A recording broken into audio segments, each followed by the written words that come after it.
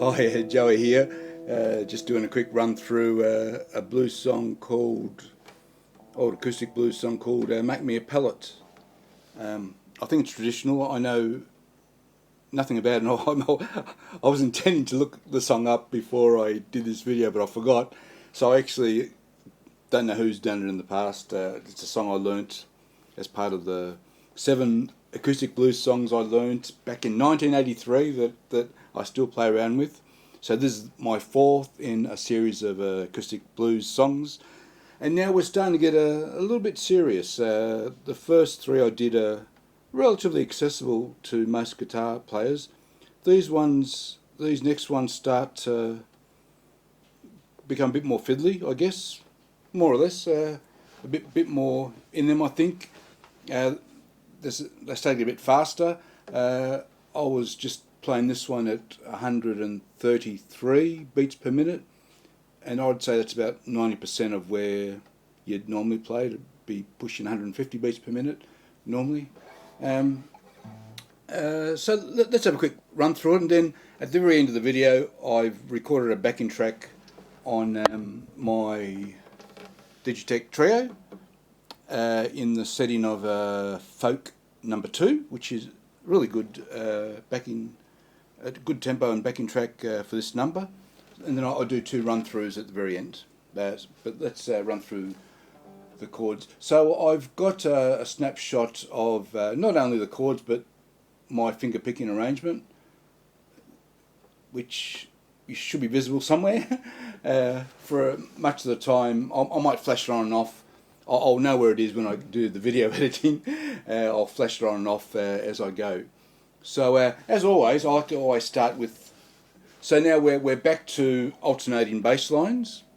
So I always like to start these videos by just showing the alternating bass line for each chord, and then I can just focus on what the melody lines are for each bar. One other crucial thing about this song, it's straight eighths. So of the 7 blues songs I know, the other 6 are swung eighths. Now I could spend a whole video doing talking about what the difference is between the two, but just for the moment, the straight eighths mean that they are the chord note is split exactly in 50%, 50-50 with eighths. There's no funny tempo going on. Also worth mentioning, Make Me a Pallet, it's got a country-ish, folkish tinge to it. It's one of those songs that sort of cross over these various genres, I think. We might touch on that as we go. So the bass line. E.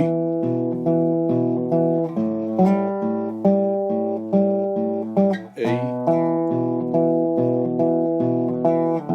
Still on E, on the 9th fret now.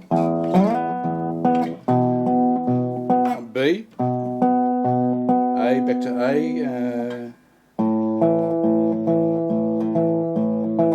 B, B7, and that's got a slide actually. Yeah.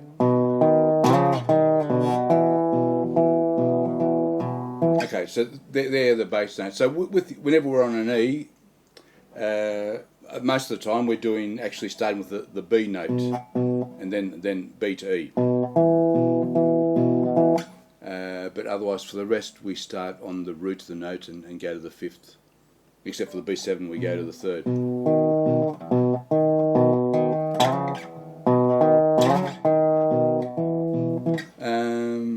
And there's one bar where we go to the high E. Here, 9th fret. Yeah. Back to the B. All right, let's start. So we're on an A7. Actually, the best way to describe this opening chord of A7. Imagine a barred A7, and then we want to play the open A note as the bass, but we're still holding the rest of the A7 notes down in that bar position, that normal barred 7 position. And we're actually playing the next 3 notes after the A. So you can either play it like this, or a D shape, and we're just playing those notes. We're not moving yet. Add the 6, the F sharp.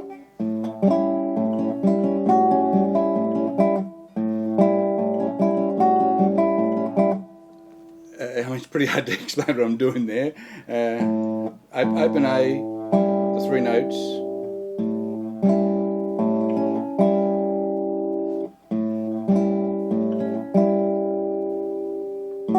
The F sharp.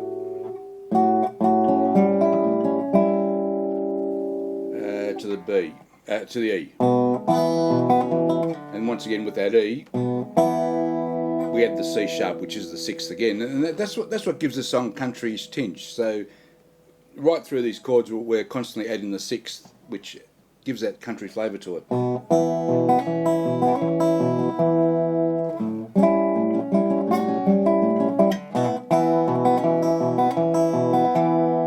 So we've now done the first 8 bars. So the first 4 bars are repeated, A7E twice.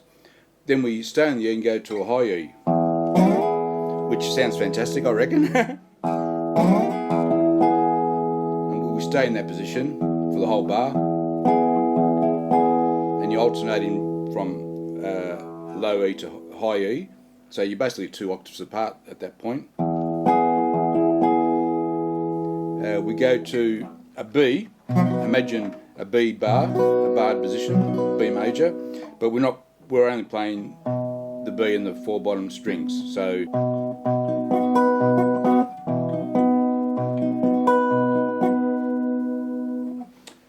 then we go to the A. So we're, just to repeat, we're high E,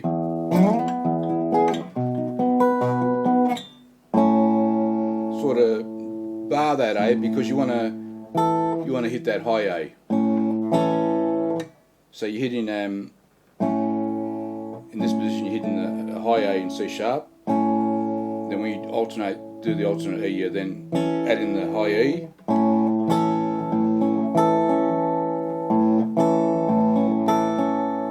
Then you do this nice little pull off.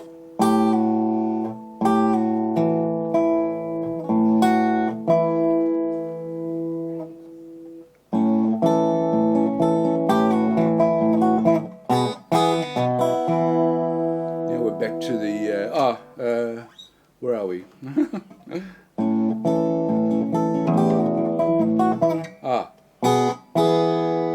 You're doing an E chord, but it's a strange one. You're sort of playing the open B and a high G sharp.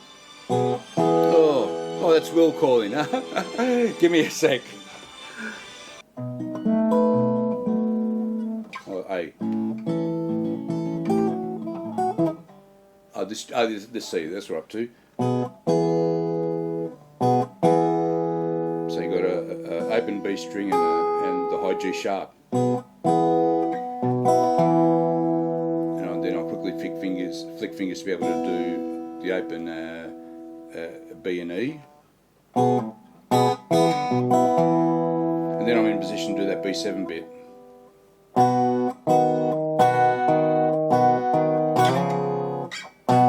So it's sort of a B7 position. I'm not playing the full B7. I'm playing a B, open B string and F sharp. Then I play that D sharp as the alternate bass. Then I slide this 2 frets up to a C sharp and high G sharp. Back to the D.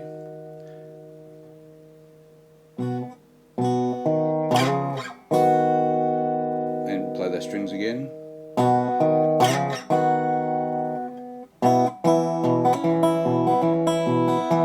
And that's the end of the whole loop. Is you got these open B and E string.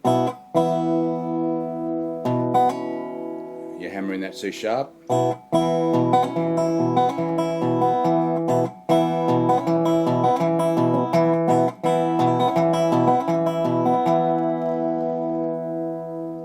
Yes, that is the song. So you repeat over and over. So I've done 2 loops I record the backing track on Cubase, so 2 loops to play along with, at around 132 beats per minute. Done one bit, the first bit acoustic, and the second bit I do electric, just to show that it's actually a good song to do on electric as well, this particular riff. Thanks for watching. Bye bye.